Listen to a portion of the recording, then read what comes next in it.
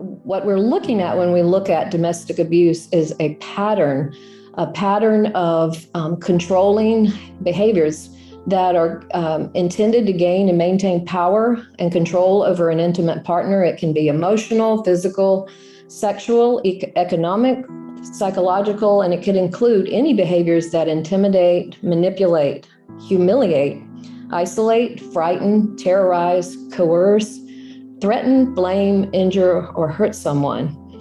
And so I just put my own little note here at the bottom, note that most victims are confused, especially in the beginning. I was in it for 23 years before I finally admitted that it was abusive. I actually stood before a judge and said, Your Honor, this has not been an abusive relationship. I thought that he was losing control, that he couldn't really help himself when he would, basically it seemed like he just lost control of himself, but that was not the case. He was actually trying to maintain control. And so here's a definition of domestic abuse or coercive control, as we've come to call it in more recent years, by a secular researcher, Evan Stark, and he says that it's a pattern of oppression, which is a biblical word. It's an offense to liberty that prevents women from freely developing their personhood. And again, this is mostly an issue of men against women. We'll get into that a little bit later, but we do know that women can be abusive. But when I talk today about it, I'm going to talk mostly about women because that is who we deal with in our ministry. And we know that it is not an even playing field. And so it's an offense to liberty that prevents women from developing their personhood, utilizing their capacities, or practicing citizenship. Consequences they experience as entrapment. And the longer that I've done this, the more I believe that it's almost like it's domestic terrorism in my mind. A terrorist never has to hurt you. They play mind games with you.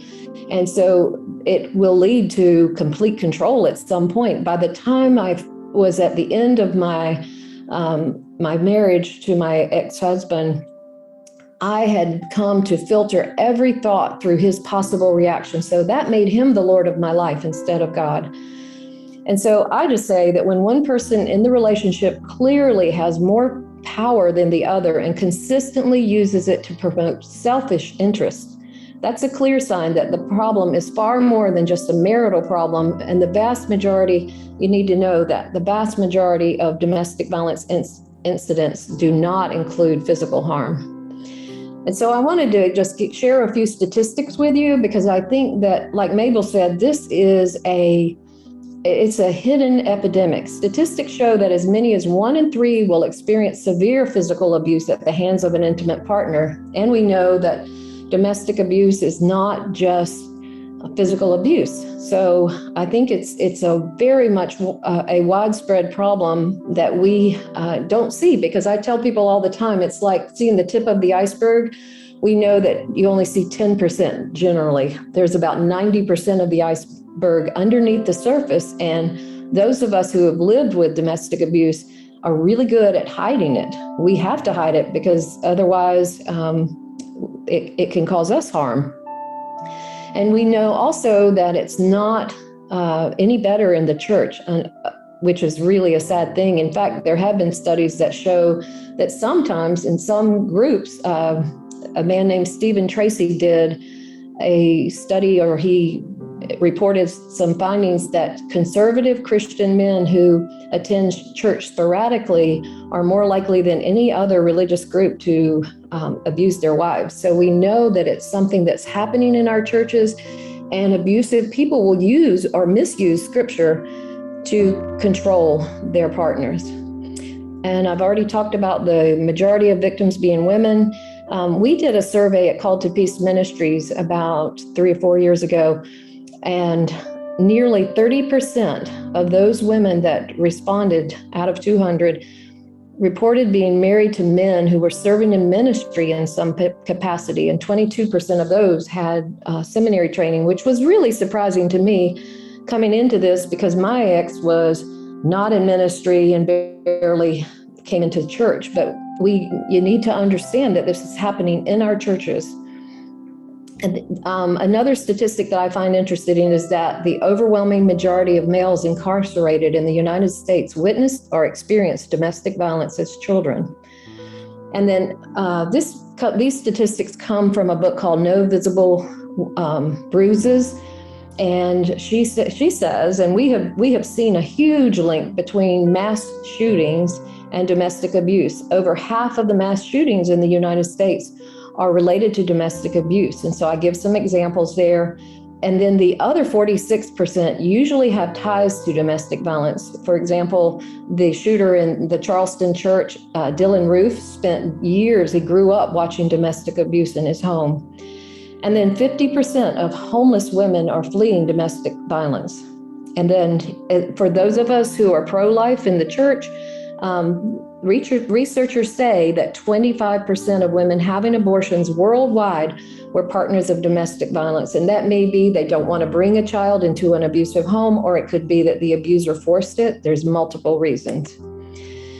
And this I got from my friend Julie Owens, who is an advocate in North Carolina, and I was a slideshow she did. She was citing a study at the University of Washington, Seattle, that indicated that 55 to 56% of couples in treatment for marital distress were violent, but the therapists did not know it.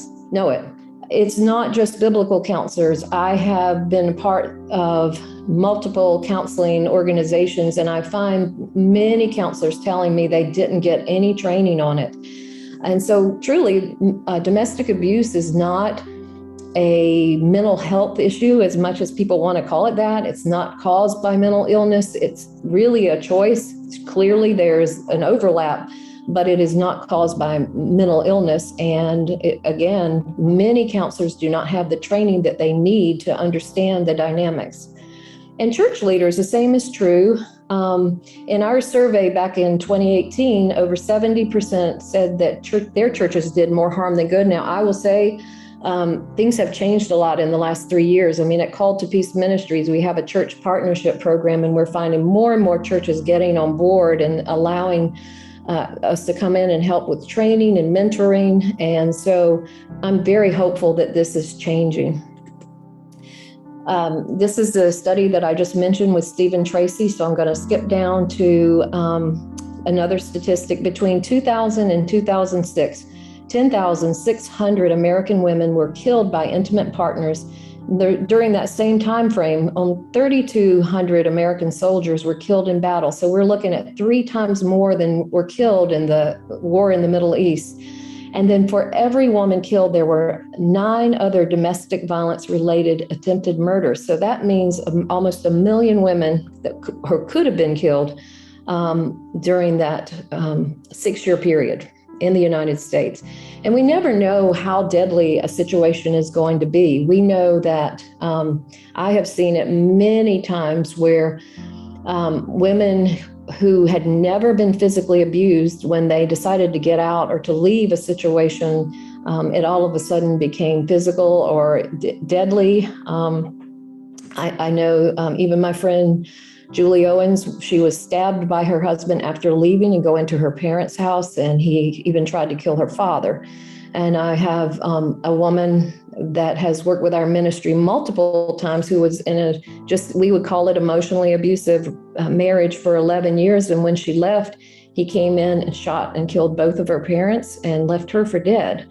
So we know that that is the most dangerous time, is when a woman tries to leave or get out of these situations. So it's very counterproductive to just say, well, why don't you just leave? We know that we have to make sure that they stay safe and have a safety plan.